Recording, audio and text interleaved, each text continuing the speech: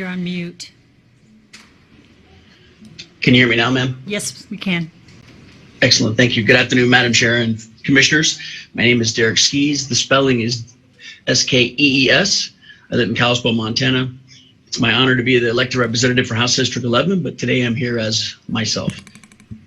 I want to caution the commissioners for the use of some of the words that we've heard today, specifically the words fair and competitive. Both are extremely subjective.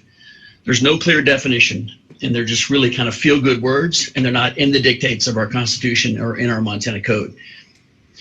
So what is fair? By the dictates of the Constitution, it should only be that each district is as close as possible to being equal in population.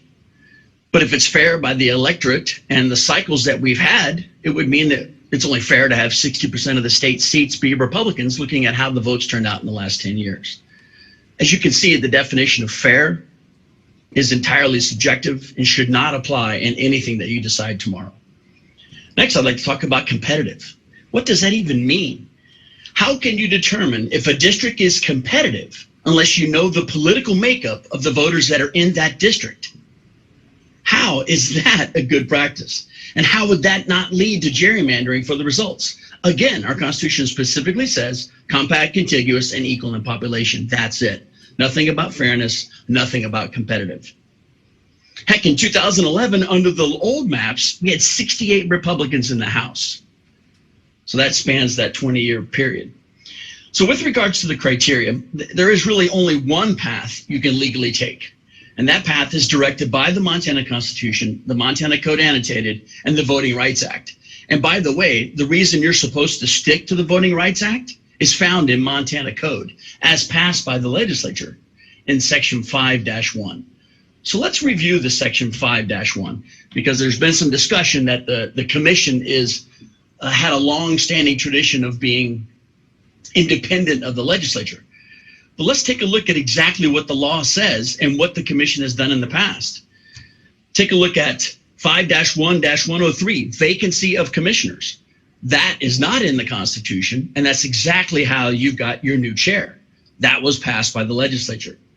Let's talk about compensation and expenses. You're talking about doing a request for a proposal on how to figure out the prison population numbers. That power is given to you in 5-1-104 of Montana Code. And the reason that neither one of the members of the commission are currently seeking elective office is because of 5-1-105. Again, that's not in the Constitution. It was developed by the Montana legislature. Next, the fact that you have staff on all sides of you that are from Legislative Services Division are provided by the Montana legislature, and that's in 5-1-105. You also gain assistance of any state agencies you need, specifically from what I'm hearing, the state library. That's given to you in 5-1-107. And the whole fact that we're having a public hearing today is a power given to you in 5-1-108, public hearing on plans. Finally, how do you submit the plan for legislative redistricting that is suggested in the Constitution? That definition and information can be found in 5-1-109. Then the recommendations of the legislature, we have rules on ourselves, 5-1-110. And lastly, the final plan and the dissolution of this commission is not found in the Montana Constitution. It is found in 5-1-111.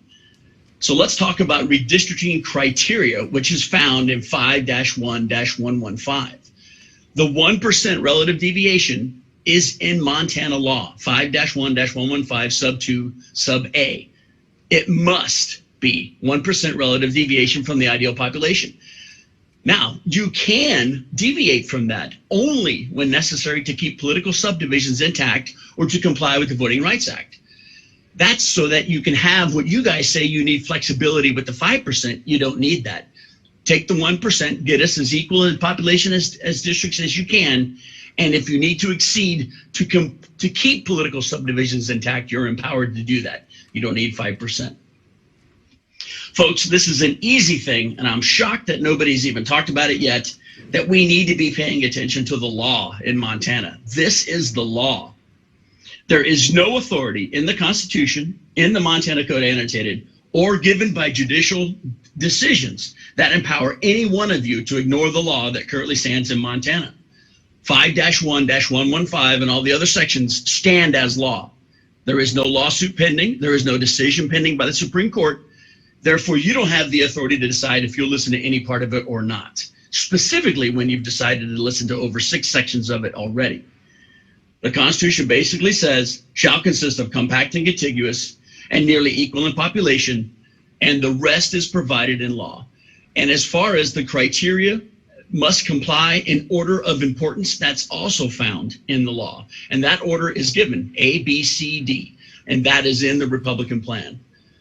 So members of the commission and Madam Chair, I implore you, please do the right thing legally in designing this. Adhere to criteria given to us by the Constitution for the legislature to decide to put it into law for you to adhere to, so that we won't have lawsuits as soon as the district's done if you don't. I thank you so much for your time and all your efforts. Commissioner Miller. Madam Chair, I have a question for Representative Skees. Madam Chair, Commissioner Miller. Thanks for joining us, Representative. I have a question for you. The last 2 commissions, I think you're well aware, they adopted their own criteria through a public process, similar to ours, where they asked the public to comment. They adopted their own criteria, and they followed those to adopt the maps. I think you're also probably aware that those maps did not comply with 5-1-115, but no lawsuit struck down those maps. And I'm wondering, you sort of threatened a lawsuit there on this round. I'm wondering why not bring it last time, when there was unanimous support from the commission on both sides of the aisle to adopt their own criteria, and in several cases, unanimous support to not follow 5-1-115. Madam Chair, Commissioner Miller, excellent question. I can't speak to what happened 10 years ago. I was lightly involved. I didn't have the knowledge that I have today. I got involved in the legislative process in 2011 on. A lot of it was because of that commissioning process. I can't speak to that or why it wasn't sued. All I can speak to is what is in law today. This is in law today. I can't speak to what the other commission did. I can't speak to it being a unanimous decision, and I can't speak to it not being sued, even if Section 5-1 all the way through 115 was in code. They should have been in light of this. I don't know why it wasn't. And I'm not threatening to sue. I'm just saying you leave yourself open for a lawsuit. Thank you, Madam Chair and Commissioner Miller. Thank you. Madam Chair, just one question, Representative Skees. This is Commissioner Lamson. I'm looking at the specifically in the Constitution in the Section 14 of Article 5 there, and the legislature, and it has been ruled on by numerous court cases I'm sure you're familiar with, that the legislature was very specific that they had wanted the legislature out of the redistricting process and limited their total participation in it to appointing 4 of the commissioners and then making recommendations. Nowhere were they given the plenary powers to pass laws to dictate how the commission shall draw those districts. Wouldn't you agree with that? Madam Chair and Commissioner Lamson, no, I disagree with that. I think if you read the Constitution, that section, Section 14, sub 1, tells you exactly what you have to do. Anything that's not listed there, it doesn't mean that the legislature doesn't have the authority to do it. If that was the case, sir, you wouldn't have been able to change the vacancy on your commission, because that's not in the Constitution, but that's in 5-1-103, which you paid attention to get a new chair. The compensation and expenses you guys are doing, that's in code. That wasn't in the Constitution. Vacancy of the commission, composition of the commission, legislative services division, and the assistance of state agencies. All of that was given by the legislature years and years and years ago so that you guys could use that for this commission. So are you saying that those parts are unconstitutional as well? Should the commission itself be paying for this and not legislative services?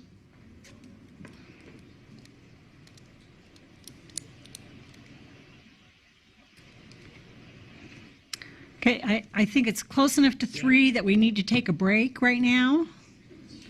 And then we'll come back. I have about 8.